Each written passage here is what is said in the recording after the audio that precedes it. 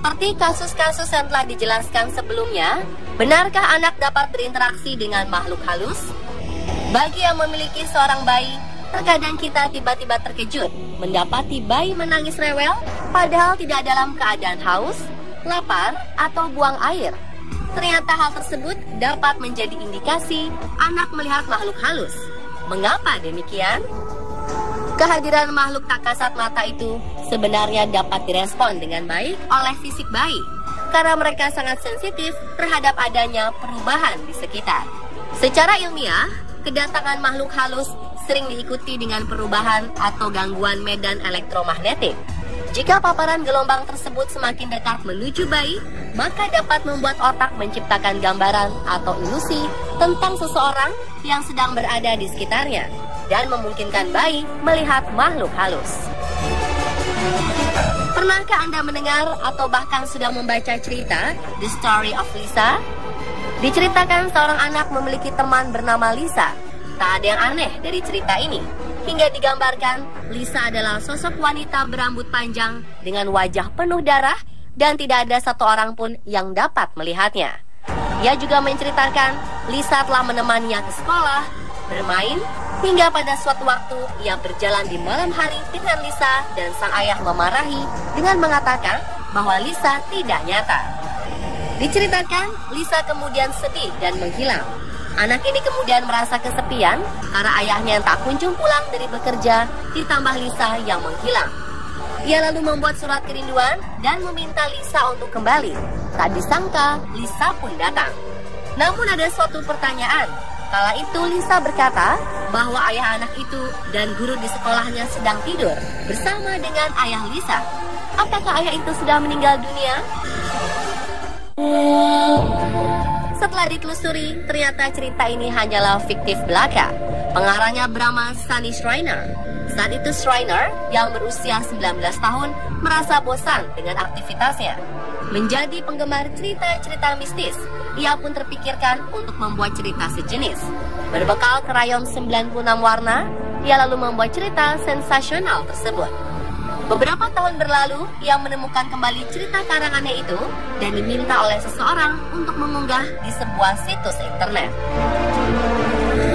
Schreiner pun mengatakan ketika membuat karyanya tersebut, ia menggunakan tangan kiri sehingga terlihat seperti tulisan anak kecil. Jadi, benarkah anak kecil yang berbicara sendiri itu hanya sebuah imajinasi seperti karya Schreiner? Atau memang ada sosok makhluk halus di sekitarnya?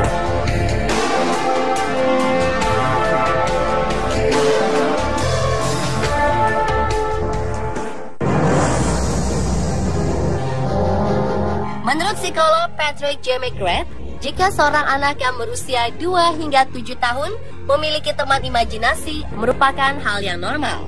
Ditambahkan, anak-anak yang memiliki teman imajinasi secara emosional lebih cerdas dibandingkan yang tidak memilikinya.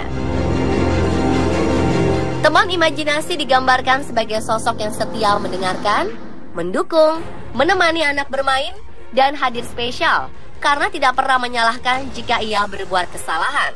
Dikatakan, teman imajinasi muncul sebagai usaha anak menyembuhkan diri dari kejadian traumatik atau kesulitan hidup yang dialaminya. Anak yang tidak pernah menonton televisi juga cenderung akan memiliki teman imajinasi. Tak jarang mereka akan meminta orang lain untuk terlibat dalam permainan imajinasinya bersama teman imajinasinya tersebut.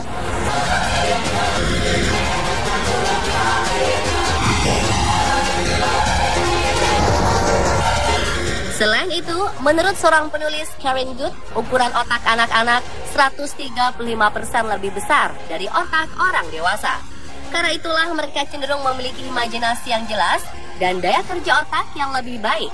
Ditambahkan, anak-anak usia 2-6 tahun sering tidak dapat membedakan antara dunia nyata dengan dunia imajinasi milik mereka.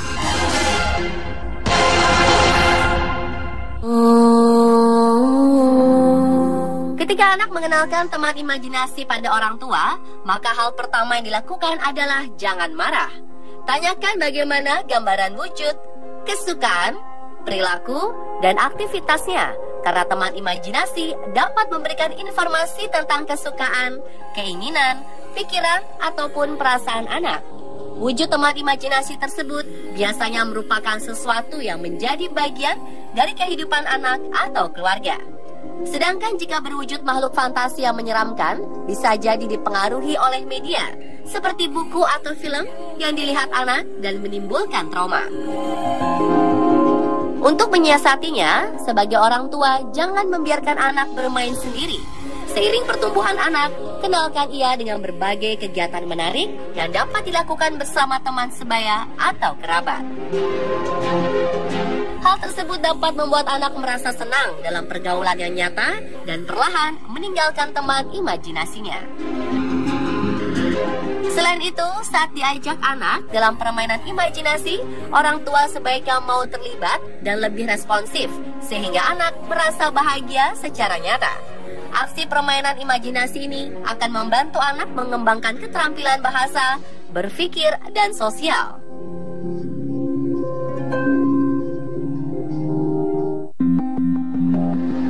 Teman imajinasi memang membawa efek positif kepada anak-anak, seperti anak menjadi mampu mengembangkan ide dan kisahnya sendiri.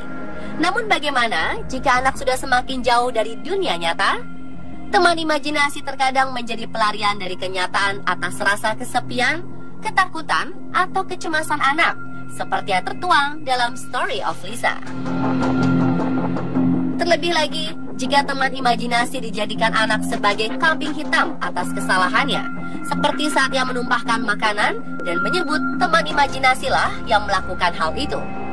Dalam kasus ini, sebagai ibu, kembalikan anak ke dunia nyata dengan cara yang baik, serta tunjukkan bahwa ia yang salah dan tetap harus bertanggung jawab.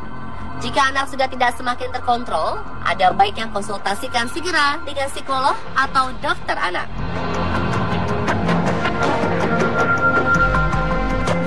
Dan pemirsa, itulah penjelasan mengenai teman imajinasi anak versi on the spot.